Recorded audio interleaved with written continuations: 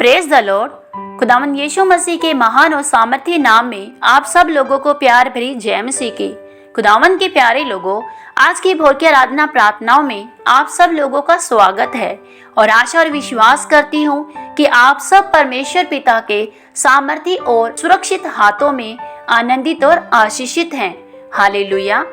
खुदावंद के प्यारे लोगों, यदि कोई मसीह भाई आपको मारे या आपको लज्जित करे या आपको अपमानित करे या आपके साथ गलत प्रतिक्रिया करे, तो क्या आप उनसे प्रेम कर पाएंगे? क्या आप उनको अपने गले लगा पाएंगे? यदि कोई आपको किसी दूसरे के सामने लज्जित करता है या आपका मजाक बनाता है या आपके बारे में बुरी बुरी बातें बोलता है, तो क्या आप उनसे प्रेम वाला व्यवहार करते हैं? या कई बार आपके जीवन में बहुत ज्यादा स्ताव चलता है, बीमारियों का, समस्याओं का, या फिर कुछ ऐसे लोगों का भी स्ताव आपके जीवन में होता है जो आपको खुदा के साथ चलने से रोकते हैं, तो क्या आप उन हालातों में भी अपने जीवन को परमेश्वर के प्रति प्रेम वाला रखते हैं? यदि हाँ, तो आज का वचन आप ही के लिए है। हालेलुया। आइए हम छोटा सा वचन लेते हैं। आज का वचन भजन संहिता अध्याय 141, जब हम उसकी 5वीं आयत को पढ़ते हैं तो यहाँ लिखा है, धर्मी मुझको मारे तो यह कृपया मानी जाएगी, और वह मुझे ताड़ न दे तो यह मेरे सिर पर का तेल ठहरेगा। मेरा सिर उससे इनकार न करेगा। लोगों के बुरे काम करने पर भी मैं प्रार्थना करने में लवलीन रहूंगा। हालेलुया। मेरे प्यारे भाई बहनों, यहाँ वचन में लिखा है, धर्मी अगर मुझे मारता है या पीटता है तो भी मैं इन बातों को अपने लिए कृपया मानता हूँ।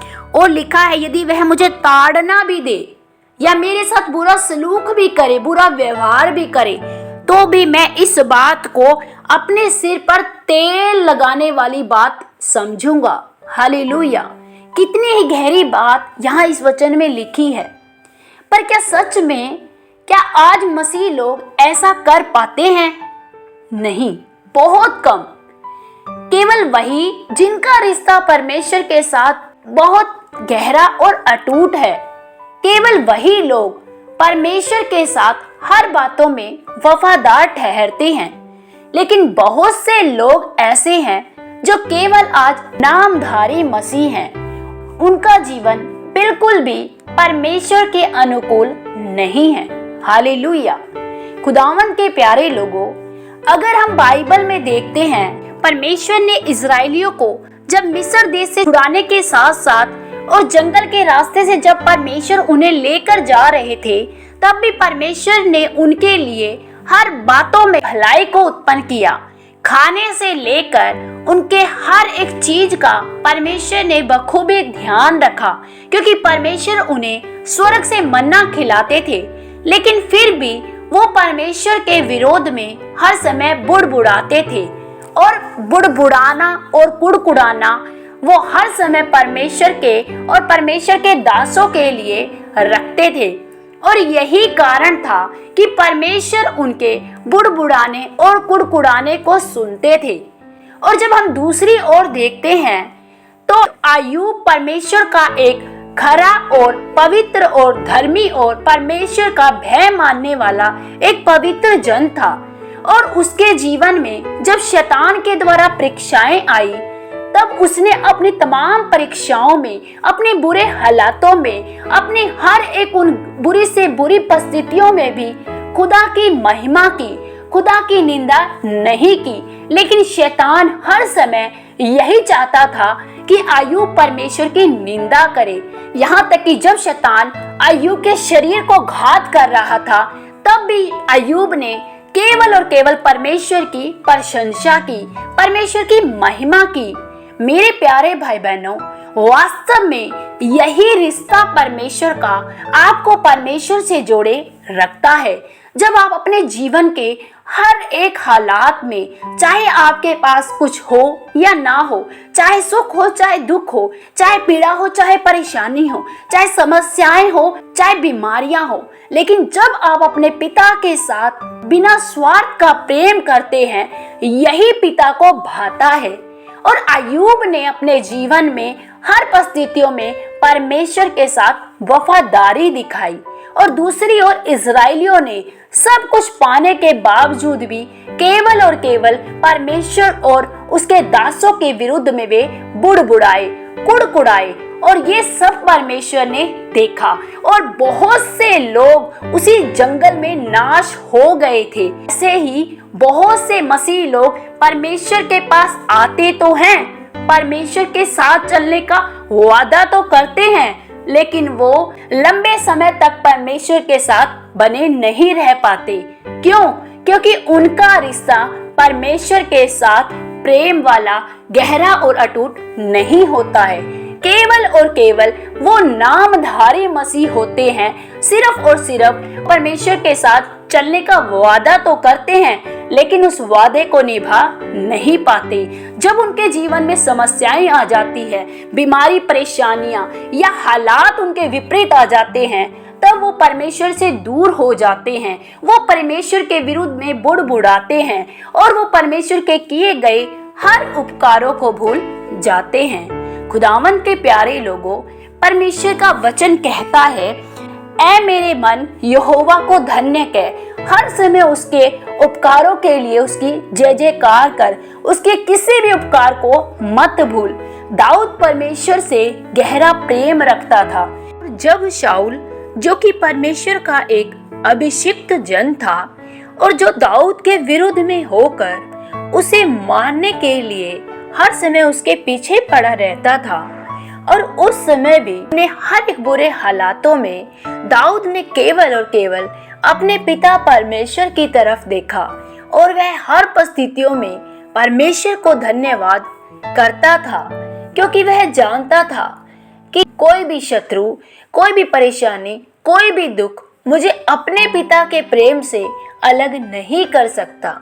लेकिन आज बहुत से मसीह लोग, यदि किसी को किसी मसीह भाई से ठोकर लग जाती है, तो वह अपने दिल में उसके प्रति रोष उत्पन्न करता है, यहाँ तक कि वह उसके प्रति अपने दिल में बैर भावना पैदा कर लेता है। लेकिन दाऊद ने अपने शत्रु शाऊल से हर समय मेल मिलाप करने की कोशिश की, और उसने कभी भी शाऊल के विरुद्ध में कोई निंदा की बातें नहीं की। खुदावंद के प्यारे लोगों, शैतान अक्सर आपको हमेशा ही हर एक जन के प्रति निंदा की भावना लेकर आता है। वह हर समय आपको यह दर्शाता है कि आपके साथ उस भाई का रिश्ता अच्छा नहीं है, वह तेरे साथ अच्छा नहीं करता है, वह तेरा अच्छा नहीं चाहता है, वह तेरा बुरा ही चाहता है। और यही काम वह अय्यूब के साथ कर रहा था कि परमेश्वर तेरा भला नहीं चाहता है, परमेश्वर ने ही तुझे ये विपदाएं दी है, और वह हर समय यही चाहता है कि हर कोई जन धर्मी लोगों की बुराई करे, निंदा करे, परमेश्वर के विरुद्ध में बुड़बुड़ाए, अपने हर एक संगी, दोस्त, मित्र, भाइयों के विरुद्ध में बुड़बुड़ाए और उनके साथ बुरा व्यवहार रखे।